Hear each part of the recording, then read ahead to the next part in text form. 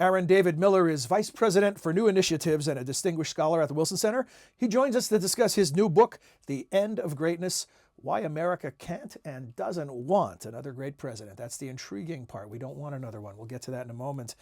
Aaron, let me start at the beginning. Why did you, a man who has spent most of his professional life involved in the Middle East, decide to write a book on presidential greatness? Well, there are two reasons, and they intersect. One is the question or the idea of the circle. I started life as an American historian in the Civil War. All I ever wanted to do was be a history professor, and then I drifted off the highway and got into Middle East for many, many different reasons. And I feel, to some degree, I'm coming back to where I started, with a focus on America, which is my deep passion. And you saw a lot of leadership up close. I did, and that's the second reason, because in the heat and the passion of the Arab-Israeli conflict over time, both in terms of my analytical and historical work and my own negotiating experience over a course of 25 years, I realized that when things changed for the better, it was always a consequence of leaders who were masters of their political houses, not prisoners of them, and leaders who were willing to some degree to act and take risks and invest in their partners, however suspicious and wary they may have been of them. It was John Keegan who argued, and I think he's probably right, that between 1920 and 1950, 6 men were responsible for death, destruction, devastation, and the prospects of peace and prosperity for much of the Western world. 6 individuals. So leadership comes in good and evil. It does, and that piqued my interest. Why? Why are we now in what I describe in the book as the post-heroic leadership phase? 193 nations sit in the United Nations. Could I identify one leader who is transformative, transactionally competent, and good in a moral sense? One big man or big woman who basically had that capacity, and this piqued my interest. This is a global phenomenon. It's not just confined to the United States, but we have a huge leadership deficit in this country, and it extends, in my judgment, to the most central and most dynamic institution in our national life and in our theory and practice of governance, which is the presidency. So you see the presidency as a symptom of a larger leadership deficit? In the world, absolutely. I mean, 5 great powers, traditionally great powers, 5 permanent members of the Security Council. Can you seriously argue that any of them are great in the sense that they're transformative leaders? Or have been in a while. Or competently transactional? I asked a group of military officers I briefed a year or so back, roughly my age, all combat vets, who was the last American political figure that they would attach the label great to? I gave them 10 minutes to answer the question. At the end of the 10, they couldn't come up with one. And they asked me, who was my candidate? And I said, well, I have one for you. And they said, who? Martin Luther King. And then one guy raised his hand and said, but wait a minute, he died in 1968. I said, that's precisely my point. That's the punchline. And when we talk about that kind of consensus over leadership, when you talk about the American president, the list ends at 3 before the debate begins. You can largely get universal agreement on George Washington, Abraham Lincoln, and Franklin Delano Roosevelt. I call them the 3 indispensables or the 3 undeniables. So what is the thing they have in common?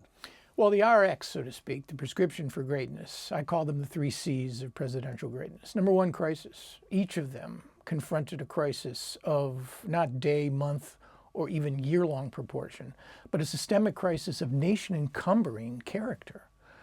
And the reality is, in our political system, the founders, in their infinite wisdom or lack of wisdom, designed a political system which disaggregated power. It was their fear of the mob, the people, and the great man back in the 18th century that led them to create such a system. And the only thing that allows a concentration of power in our system is crisis. But crisis isn't enough. The other 2 C's are important. The second is character, both in terms of an internal makeup and how you project yourself as a character in a play. And finally, capacity. What in essence can you do with who you are and the circumstances that you inherit? I would argue to you that the alignment of the 3 C's, so to speak, sun, moon, and the stars, has been missing since our last undeniably great president, Franklin Roosevelt. Some of these, crisis, obviously, you can identify in real time. Some of the others, perhaps it takes historical hindsight. So that's what I'm wondering. Is greatness something we're ever aware of in real time? Or do we need some passage of time to assess looking backwards? Fascinating question. I think the true measure of presidents can only be taken in terms of the measure of time, which is, after all, time's the ultimate arbiter of what we value in life.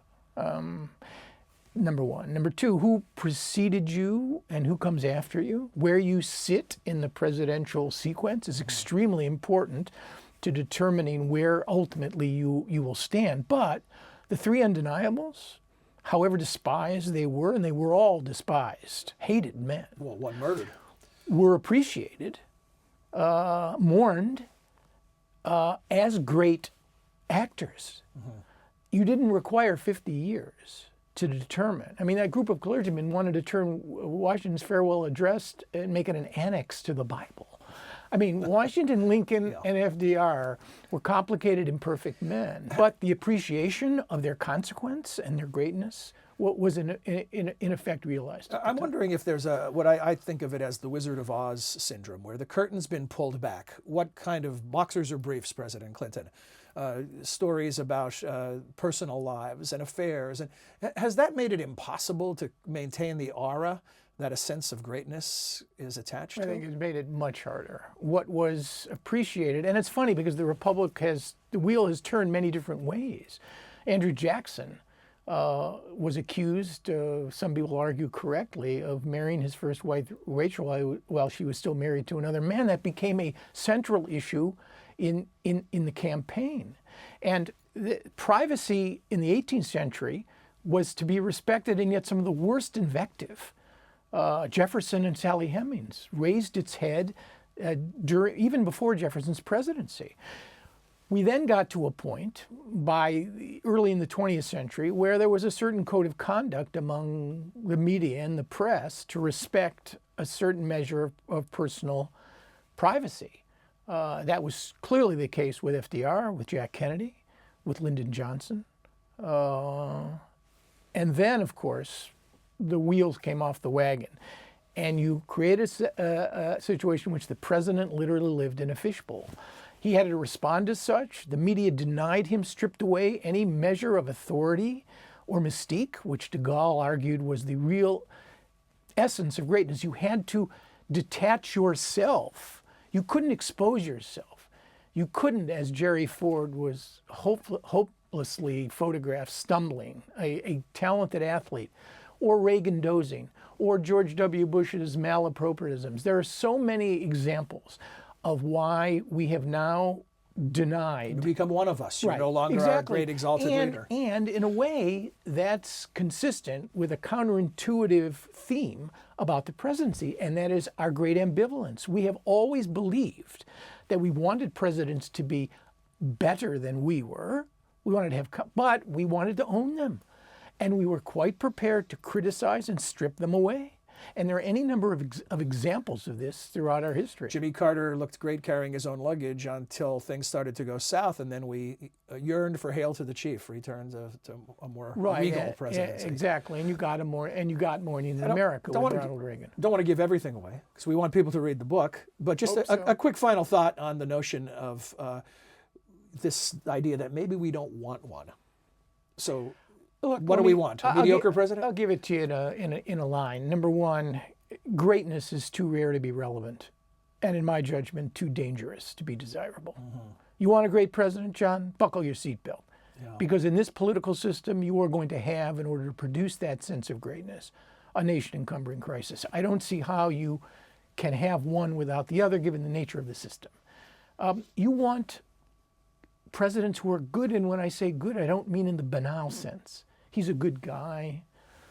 He was a good friend. He's a good friend. You want good in at least three senses. Number one, good in the sense that people are emotionally intelligent. They understand their own flaws and their own strengths, and they understand how they appear to others. Second, good in the sense that you want effective presidents who are capable and competent. And finally, good, I would argue, in the sense that you want moral men and women, and one day women, who understand the law, Harry Truman said that Nixon may have read the Constitution, but he never really understood it. And the reality is you have to have presidents who respect the law. The inaugural oath, I is only used once in the entire Constitution of the United States. Do you know when? In the inaugural oath, which is embedded in the document.